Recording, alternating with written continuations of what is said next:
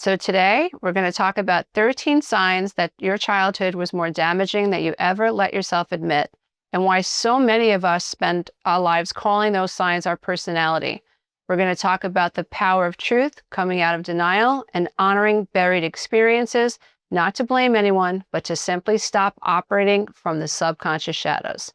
If you grew up in a home that felt unsafe, emotionally, mentally, or physically, you've probably learned to apologize for things that were never your fault. You've smiled through news that hurt. You've told everybody that you were fine, because the worst childhoods don't leave marks. You know what they leave? They leave habits. Habits of thinking, feeling, reacting, and believing. Stay with me until number 13. That is the one nobody admits, not even to themselves. I'm Lisa Romano. I'm the Breakthrough Life Coach, and for over 20 years, I've helped thousands of adult children of dysfunction learn to self-heal from codependency and break free from narcissistic abuse. So let's begin with number 1. You have a smile you put on for bad news. Adult children who grew up feeling invisible or unsafe learned early on to associate pain with revealing their emotions, because their true needs threatened their connection to those they loved, erasing the self, swallowing their feelings, and pretending terror wasn't raging through their cells becomes a survival mechanism, one that eventually dictates how they think, how they feel, and relate to others. I grew up feeling unloved by my mother. There were no hugs, no welcoming smiles, or tender words to make me feel safe in her presence. She was cold, distant, and deeply critical. Most days I felt like a specimen that was pinned under a microscope. I felt so persecuted, I wondered if she could actually read my mind, like was she in my mind? And when I was 7 years old, sitting on my father's lap while we were doodling, I finally gathered the courage as a little girl to voice my deepest fear. I whispered, "Daddy, I don't think Mommy loves me," with thick tears brimming in my eyes. I hoped that he would listen, maybe even talk to her. And instead, he tapped me firmly on my forearm and snapped, "Don't ever say that again. Look how hard your mommy works around here." I swallowed my tears, and I was silenced by the realization that I hadn't been heard. After that, I lived in utter fear that he would tell her what I said, which would only invite more hostility. In that single moment, my father taught me that safety meant hiding the truth and pretending to be fine. It is how a child learns to abandon their own gut instincts to protect the family rules. How this shows up today in adulthood, this manifests as an automatic reflex to hide your true feelings, suppress your needs, and to pretend everything is fine when you are even unraveling inside. You habitually distrust your own intuition, prioritizing everyone else's comfort and reactions over your own, just to keep the peace. The first step out to begin breaking this pattern, you start building safety in your body by asking yourself one simple, low-stakes question a day. For example, how do I feel about the weather today? Or how does looking up at the sky make me feel? Practicing with neutral topics retrains your nervous system to notice your internal feelings without triggering the fight or flight defenses, and this rebuilds your interoceptive awareness, and it begins to restore trust in your inner compass. Here's sign number 2. A normal piece of feedback ruins your whole week. For example, imagine Mary, the adult child of an alcoholic whose boss has simply asked her to expand on a presentation slide. This sets off an internal alarm that feels wildly disproportionate to the moment. If you grew up in a healthy home where criticism was paired with emotional withdrawal, harsh judgment, or explosive anger, your childhood brain wired feedback directly to existential threat. To a child, a parent's disapproval threatens the core bond required for survival. So your nervous system learned to equate even constructive feedback with imminent rejection, abandonment, and danger. Decades later, this primitive survival habit continues running quietly in the background, instantly interpreting a minor critique as proof that you are flawed, that you are unsafe, or you are about to be cast out. To break this automated loop from above the veil of subconscious reaction, you must pause the moment the spike of shame hits and re-engage your conscious metacognitive awareness. Name the physiological response for what it is. This is an old memory, not a present danger. And then step back to reevaluate the feedback objectively. This is just information about a slide presentation, not a verdict on my worth or my safety. I'm not broken. My habit of reacting to feedback is being perceived as a threat, and from above the veil, I can break that habit consciously. This is you operating from the highest form of intelligence that there is, which is metacognitive intelligence. It is also why my tagline is, it's not you, it's your programming, and programming can always be rewritten. Number 3, your body jumps before your mind knows why. When you react to a sudden loud noise, a slamming of a door, or even a subtle familiar scent before you even realize what happened, your nervous system is operating on a high-speed survival circuit. At a neurological level, incoming sensory information bypasses your conscious thinking brain, the prefrontal cortex, and travels straight to your amygdala, the brain's threat detection center. This mechanism, known as the low road to fear, takes only milliseconds. The amygdala instantly signals the sympathetic nervous system to dump adrenaline and cortisol into your bloodstream, causing your muscles to tense and your heart rate to spike before your mind can rationally assess the situation. These reactions can still be showing up in your adult life today, all outside of consciousness. And for those who grew up in unpredictable, unsafe environments, their response becomes hypersensitized. Smells and sudden sounds are deeply linked to memory through the limbic system, meaning a specific scent or a sudden noise can act as an unconscious trigger, instantly reactivating the body's old somatic memory of danger. To break this reflexive loop, you have to send a manual safety signal back down to your nervous system. So first, spend some time connecting with nature throughout your day, even for a few minutes, to allow natural, soothing sensory inputs to regulate your baseline autonomic state. For example, when a sudden jump response occurs, physically place your hand over your heart. This gentle pressure stimulates the vagus nerve and activates the parasympathetic nervous system, which is the peaceful pathway, signaling to your body that the threat is over. Now, in that moment, speak directly to your nervous system and state clearly, I'm safe. I'm not 3 years old anymore. This bridges the gap between your implicit survival body and your conscious mind, grounding you firmly in the safety of the present moment. Dear one, if you're recognizing yourself already and some part of you is rushing to explain it away, that pull has a name. It's codependency. And over 50,000 people have taken my free codependency quiz to see whether or not codependency is quietly hurting their relationships and keeping them from a fulfilled, empowered, autonomous life. You can take that free quiz below. The link is in the description box. Number 4, you go quiet the second the front door opens. When you instantly freeze or go quiet the second the front door opens, your system is executing an automated defense mechanism that was learned in childhood. It's just subconscious. Growing up, I remember hearing my father's van door shut at about 5 o'clock every night, every single night. The moment that car door slammed, I could tell the immediate shift in the room as I absorbed the deep anxiety in my mother. As a codependent, she lived in a perpetual fear of his disapproval, and she modeled that exact fear for us, her children. The second she heard his vehicle arrive, her whole body would tense. Through her reaction, she taught us that pleasing him was the ultimate priority, far more important than whatever we were feeling or needing in that moment. She modeled complete self-erasure, teaching us to be subservient, to worry about his moods, to take care of his moods, and to be very afraid of whatever his opinions were of us. We knew that we needed to please my father to keep the peace. And neurologically, this environment conditions your brain to treat an incoming authority figure or spouse not as a loved one, but as a potential environmental threat. The sound of a door opening acts as an acoustic trigger, instantly shifting your autonomic nervous system from a social engagement into a state of fight, flight, or freeze. Your voice shuts down, your chest tightens, and you go quiet because your subconscious mind learned that hiding your true self and minimizing your presence was the safest way to survive an unpredictable or hypercritical atmosphere. This is how it shows up today. This manifests in adulthood as when a partner enters a room and raises their voice, for example.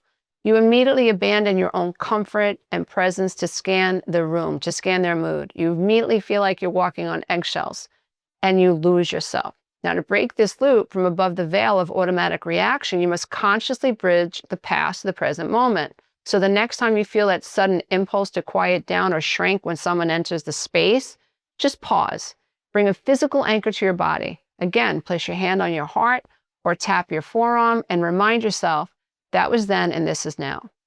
Consciously take a deep, full breath and speak one simple grounding thought out loud to yourself, which is going to reassure your nervous system that you no longer need to erase yourself or your existence to be safe. That can sound like, I am enough and I matter. I matter simply because I exist. Number 5, saying no costs you 3 days of guilt. Take Terry, for example. When her sister asked her to dog sit over a holiday weekend, Terry wanted nothing more than to say no. But the moment the thought crossed her mind, intense dread kicked in and she reluctantly agreed and she said yes anyway. Terry grew up in a home plagued by narcissism where her boundaries were treated as betrayal and saying no was met with explosive anger or cold rejection. And because her safety depended on keeping the peace, her young mind linked boundary setting directly to danger. And years later, even a simple request from her sister triggers the exact same ancient survival mechanism. From a neuropsychological perspective, Terry's brain hasn't learned that the threat is over. And when faced with the request, her amygdala senses potential conflict and immediately overrides her rational prefrontal cortex, sending a surge of adrenaline, cortisol through her body. Now, because her nervous system was repeatedly conditioned to fear saying no, declining a request activates an intense threat response, which her body then experiences as a lingering wave of guilt. That guilt isn't an accurate moral judgment. It's simply her autonomic nervous system stuck in a fight or flight state, desperately trying to pull her back into compliance to help her nervous system feel safe. This is how it shows up today.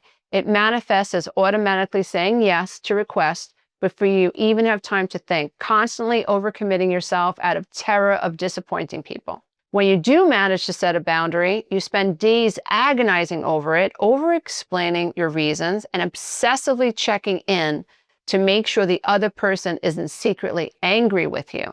So here's the first step out. You have to re-educate your nervous system. You have to show it that saying no is safe today. Start small by practicing in low-stakes situations where the threat feels minimal. Practice saying no thank you to a retail offer, or declining an extra topping at a restaurant, or delaying a response to a non-urgent text with, let me check my schedule and get back to you.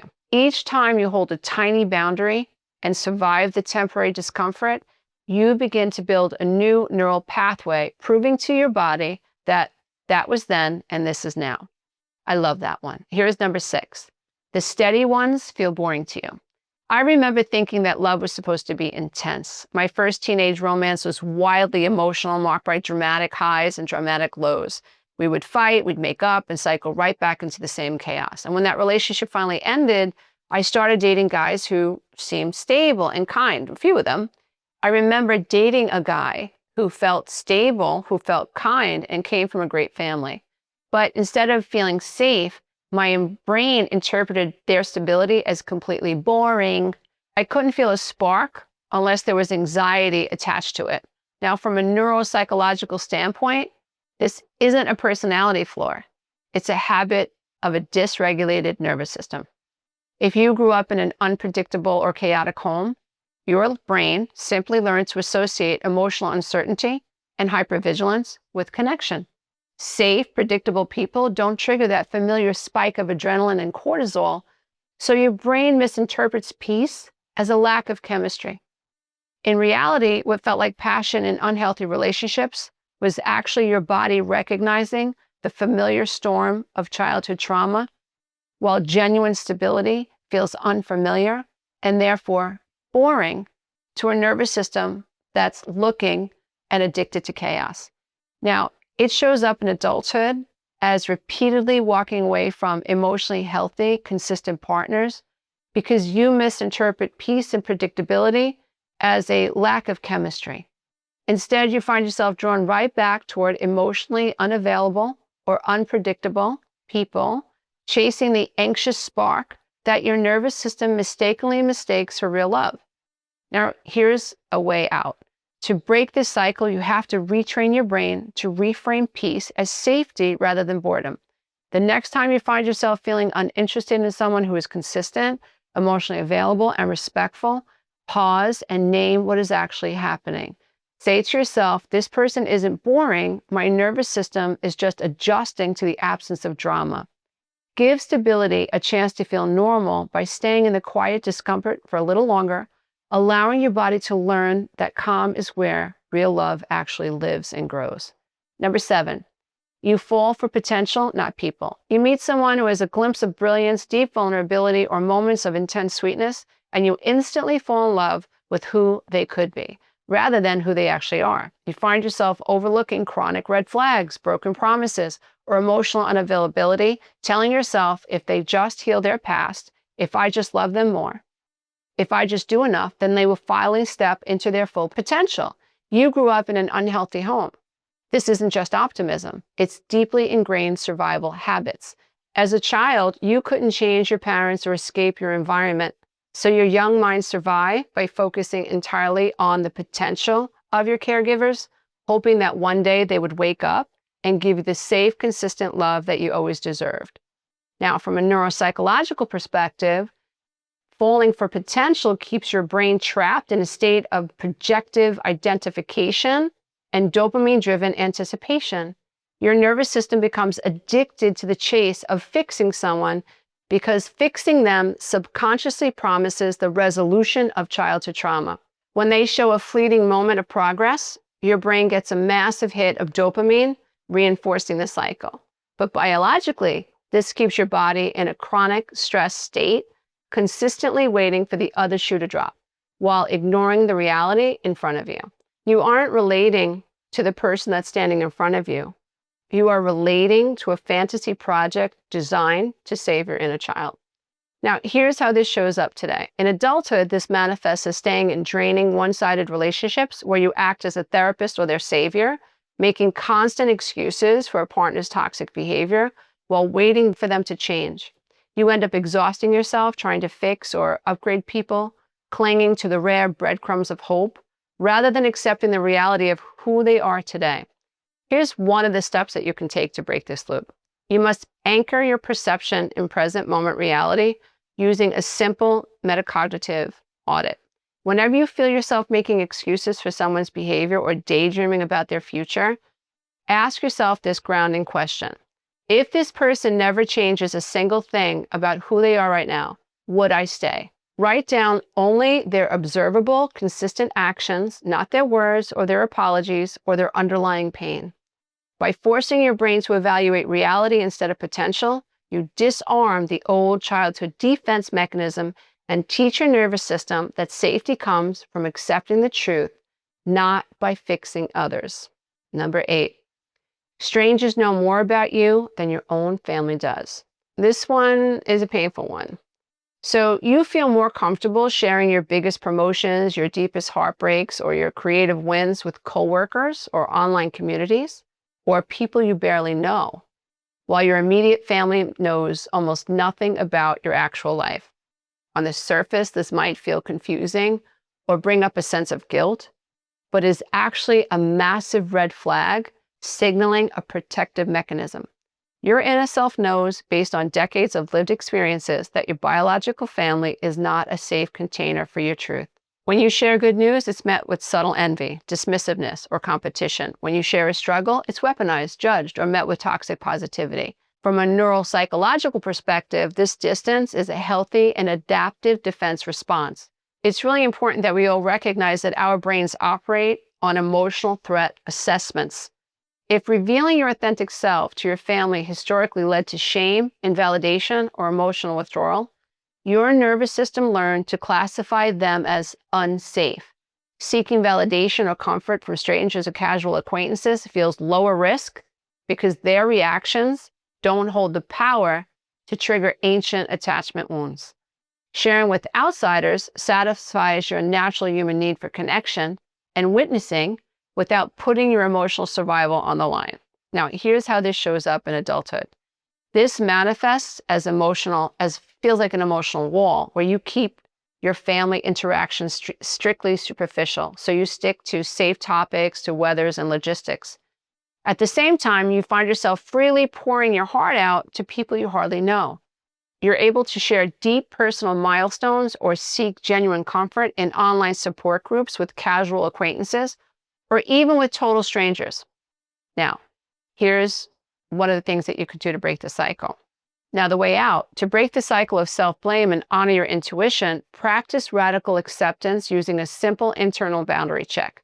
Before calling or texting a family member with updates about your life, stop and ask yourself, am I sharing this with them expecting the reaction I deserve or the reaction they usually give? Am I sharing this with them expecting the reaction I deserve or the reaction they usually give? Accept that their inability to celebrate or comfort you is a reflection of their emotional limitations, not your worth. Consciously choose to save your authentic truth, both successes and struggles, for safe individuals who have proven they can hold space for you without judgment. Number 9, someone asks you what you feel and they're static. Imagine being a child who constantly has to manage the emotions of everyone else in the room. To keep your environment safe, your attention was forced outward, scanning your parents' faces, measuring their tone of voice, and absorbing their stress before it could turn into a big conflict. In a home where an adult's feelings take up all the air in the room, there is simply no space for small children. And over time, the child's mind learned a stark reality. Having your own feelings is a liability. So to protect your attachments and avoid being a burden, your brain hit the mute button on your inner emotional experiences. Now, neurobiologically, when someone asks you today, how do you feel? And you hit a wall of blank silence or mental static, your system is experiencing emotional dissociation, a state known as alexithymia. When turning inward was historically paired with danger, fear of overwhelming stress, the neural pathways connecting your body's physical sensation to your brain's language centers were deliberately downgraded. The static isn't a lack of emotion.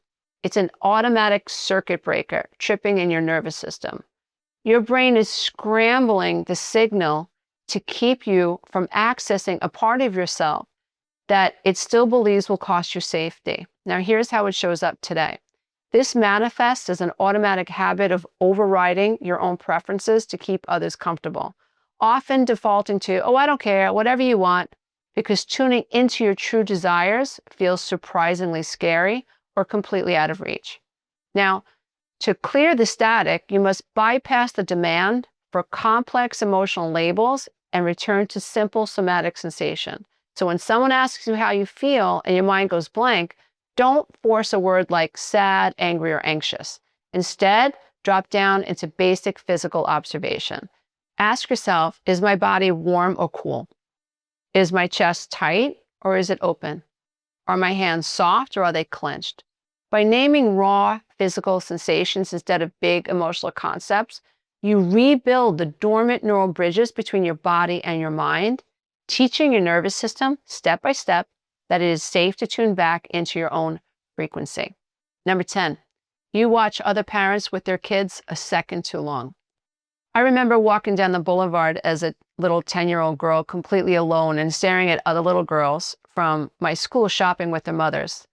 And it ached deeply to watch them holding hands, witnessing a warmth and connection, because I didn't have that with my own mom. And years later, when I visited my best friend's house, I saw the clothes her mother had lovingly brought and laid out on her bed for her. My heart sank again, because her mother was generous and attentive and wanting her daughter to feel truly cherished. I can still feel the sharp pang of those moments, but today I finally understand why it hurts so much. You cannot grieve what you don't realize you missed until you see it right in front of you. Now, from a neuropsychological perspective, watching a healthy parent-child dynamic triggers what is known as relational grieving or retroactive attachment hunger. When you grow up in an emotionally cold or neglectful home, your brain builds defense mechanisms to adapt to the absence of warmth. But when you observe genuine maternal attachment, your mirror neurons fire, reflecting back the precise comfort, safety, and care your system was denied. That sudden realization pierces through your subconscious defenses, and it activates the limbic system and bringing hidden grief to the surface as physical pain. Watching a second too long isn't just nostalgia. It is your inner child recognizing the biological birthright they were forced to live without. Here's how this shows up today. Now, underlying attachment deficit shows up as a lingering sense of emotional isolation and an unexplainable pang of grief whenever you witness unearned tenderness. Now, you might find yourself freezing or staring a second too long when you see a mother gently tucking her child's hair behind their ear, an older parent calling just to check in, or a family sharing an unscripted, warm laugh at a nearby restaurant table. In adulthood, it often manifests as a deep-seated belief that other people possess a secret blueprint for love that you were left out of, or as an automatic tendency to pull away, shrink, and feel vaguely embarrassed whenever someone tries to offer you gentle, unprompted care. Now, to process this pain without spiraling into old feelings of emptiness, you must redirect that observed love back to your inner child. So the next time you catch yourself watching a parent and a child and you feel that familiar ache in your chest, pause and acknowledge the grief instead of pushing it away. Again, place your hand on your stomach or your heart and say to yourself, it makes sense that this hurts. I didn't get that back then, but I'm here to give myself that tenderness now. By consciously offering yourself the gentle validation you missed as a child, you transform an unbearable trigger into a moment of deep self-reparenting. Number 11, you are 50 at work and 8 at the kitchen table. I once worked with a brilliant physician who could command an entire hospital unit with absolute authority. She could lead life or death surgical teams and manage a massive staff without blinking an eye. Yet the moment she walked into her home and she interacted with her husband, her composure completely dissolved. She felt helpless, she felt overwhelmed, and she was unable to regulate her emotions. She was the adult daughter of an alcoholic, volatile father. At work, her adult prefrontal cortex was in total control, but at home, her husband's subtle shifts in tone and mood acted as a temporal trap door, instantly pulling her back into the emotional posture of the frightened child at her family's kitchen table so many years ago. From a neuropsychological perspective, this happens because trauma gets stored as implicit somatic memory rather than chronologically ordered past events. So when you grow up with a volatile or unpredictable caregiver, your nervous system maps intimate relationships and home environments as high-risk zones. While you can build high-functioning adult competence in neutral spaces like your career, an intimate setting triggers your brain's age regression mechanism. The moment a partner or family member exhibits familiar posture, a frown or a tone, your amygdala hijacks your system, offering your 50-year-old executive brain and leaving an 8-year-old's fight or flight freeze response to handle the interaction. This shows up in adulthood and manifests as a jarring duality where you feel confident and articulate and highly respected in professionalism or in your career or a public setting, yet feel completely powerless and emotionally reactive or small when dealing with your family, a partner, or an authority figure. So you find yourself reverting to childhood defense mechanisms, storming off, shutting down, or frantically pleasing, and wondering why afterward how someone so capable at work could lose control so easily at home. Now, to break this age regression loop, you need a conscious time and space reality check to bring your adult brain back online. You have to catch this. So the moment you feel that wave of helplessness or childish panic during domestic interaction, you have to physically pause, feel both feet flat on the floor, look down at your hands and your wedding ring, and consciously state to yourself, I'm 50 years old, sitting in my own home, and I am in total control of my safety today. By physically anchoring yourself in your current body and your surroundings, you pull your nervous system out of the memory and reinstate your adult agency. Number 12, you can't answer a simple question about where you want to eat. Now imagine Tommy. He's the son of a narcissistic father. Growing up, nothing Tommy did was ever good enough. His father constantly told him he was a waste of life, who would never amount to anything, while his mother stood passively by without ever defending him. Now, to survive in an environment where any preference or action could provoke an explosive criticism, Tommy learned that having a personal choice was dangerous. His young brain adapted by becoming hypervigilant, by shutting down his own desires and scanning the room to see what everyone else wanted instead. From a neuropsychological perspective, When you grew up, where expressing preferences invites ridicule or conflict, your brain links decision-making directly to emotional threats. Deciding where to eat or choosing a movie might seem low stakes on the surface, but to a hypervigilant nervous system, expressing a preference feels like stepping into a trap. By forcing yourself to have no opinion, your brain executes an automatic self-erasure strategy to stay safe, keeping you in a passive state where you can't be blamed or criticized for making the wrong choice. In adulthood, this manifests as extreme decision-making fatigue and chronic conflict avoidance over the simplest everyday choices, like where to eat, what movie to watch, or what to order. You automatically default to saying, I don't care, whatever you want, I'm fine with anything, because turning inward to check your actual desires triggers a quiet wave of anxiety or a blank, indecisive freeze. To break this subconscious habit, you must practice making low-stakes micro choices without asking for an external consensus. So the next time someone asks you where you want to eat or what you prefer, you have to pause and force yourself to name a choice, even a tiny low-pressure one, within 5 seconds. I'd love Mexican food today, or I prefer sitting outside. You want to remind your nervous system in that moment, having a preference is safe, and I'm allowed to have one. By making small, firm choices and surviving the moment without catastrophe, you're reprogramming and you're re-educating your subconscious mind and teaching it that your desires are no longer a threat to your safety. Here's number 13. You still say it wasn't that bad. Now consider Tyson, a client of mine who grew up in a home shaped by an alcoholic father and a narcissistic mother. Despite the constant walking on eggshells, the emotional neglect, and the explosive volatility, his parents repeatedly insisted and expected him to agree that he had a wonderful, privileged childhood. To preserve his attachments to his parents and protect himself from the overwhelming reality of his environment, Tyson's young brain adopted their narrative. He learned to minimize his own suffering, convincing himself that because he had food and he had shelter or wasn't physically battered every day, that he simply had no right to complain. Now, from a neuropsychological perspective, calling your past not that bad is a subconscious coping mechanism known as cognitive minimization and emotional blunting. Adult children of alcoholics do this all the time. Minimizing is often the absolute last piece of childhood adaptation. After you've learned to freeze and appease and erase your needs, downplaying the severity of your reality becomes the final psychological shield that allows you to maintain the illusion of a safe home. When an environment is too painful to accept, the brain disconnects from the emotional weight of the experience to keep you functional. But denying the truth carries a heavy, long-term cost.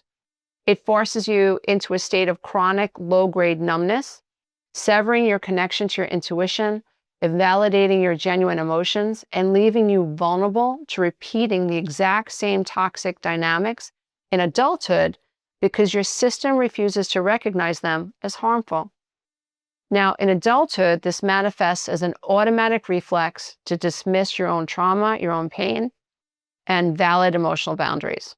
Whenever you share a painful childhood memory or face a current relationship crisis, you immediately follow it with qualifiers like, but others had it worse. They did the best they could, or it really wasn't that bad. You find yourself struggling to grant yourself permission to grieve, downplaying present-day mistreatment and feeling an irrational sense of guilt whenever you try to acknowledge the actual cost of your childhood. To break this habit of minimization, you must practice radical reality, naming without adding a defensive buffer. The next time you recall a painful memory or recognize an emotional pattern from your past, catch yourself if you start to add, but it wasn't that bad. Stop, take a deep breath, and state the objective truth plain and simply. What happened to me was painful and severely impacted my nervous system.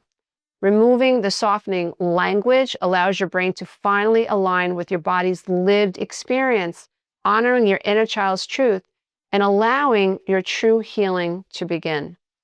Nobody would look at my childhood home and call it abusive. There were no visible bruises, no overt violence, and on paper, we looked like a normal family.